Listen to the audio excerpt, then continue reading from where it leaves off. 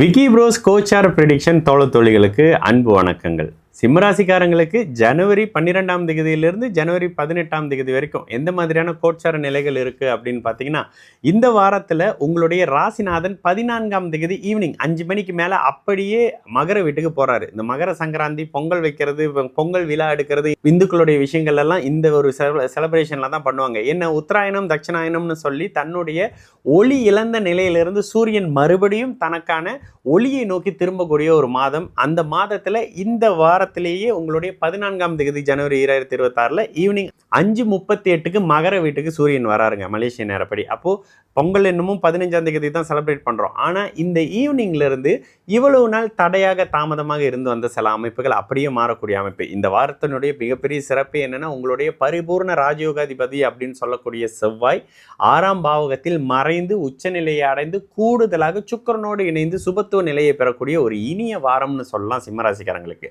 அப்போ அஷ்டம சனி செயல்படாதாங்க, சற்று நிதானமாக தாங்க எதையும் செய்யக்கூடிய அமைப்பு. சின்ன சின்ன சந்தோஷங்கள், பாலைவனத்தில் ஒரு கிளாஸ் தண்ணி குடிக்கிற அமைப்புன்னு அடிக்கடி சொல்லுவோம் பாருங்கள். இந்த நிலையை கொடுத்தாலும் கூட அஷ்டம சனியினுடைய தாக்கத்தில் தாங்க இப்போ இருக்கீங்க. வேலை, தொழில், காதல், உறவு, நட்பு மாதிரியான அமைப்புகள்லாம் ஓரளவுக்கு நல்ல தன்மையில் இல்லை. கொடுத்த பணம் வருமா வராதான்னு கேட்டால் உங்களுக்கே தெரியும், அவர் கொடுக்குற அமைப்புகள் இல்லைன்ற மாதிரியான சில நிலை தான்.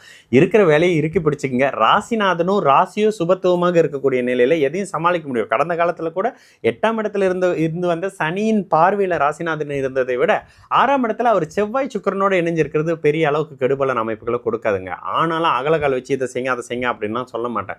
இந்த வாரத்தில் பெரிய அளவுக்கு சந்திராஷ்டம அமைப்புகள் உங்களுக்கு இல்லை அப்படின்னாலும் கூட சற்று அமாவாசை அமைப்பில் வந்து தான் சந்திரன் வெளியில் வரக்கூடிய தன்மைன்றதுனால மெதுவாக நிதானமாக இந்த ஃப்ளோலே போகக்கூடிய அமைப்பு. வண்டி வாகனத்தில் இளைய பருவத்தினர்கள் கவனமாக இருக்கக்கூடிய அமைப்பு. படிப்பு சார்ந்த அமைப்புகளில் ஒரு டல்லான நிலை இருந்துச்சுங்க, இந்த வெளிநாடு அமைப்புகளை எதிர்பார்க்குறேன் கிடைக்க மாட்டேதுங்கன்னு நினைச்சவங்களுக்கு இந்த வாரத்தில் ஒரு விருப்பம் இல்லாத கிடைக்கக்கூடிய தன்மைன்ற மாதிரி இருக்கும். வீடு வாகன அமைப்புகளில் மட்டும் பணத்தை கொடுத்துட்டேன், வீடை செய்ய மாட்டாருங்க, கம்ப்ளீட் பண்ண மாட்டாருங்க, கான்ட்ராக்டரை காணுங்கன்ற மாதிரியான சில விஷயங்கள் வீடு வாகன அமைப்புகள் இருக்கும். இதில் மட்டும் சற்று கவனமாக இருங்க.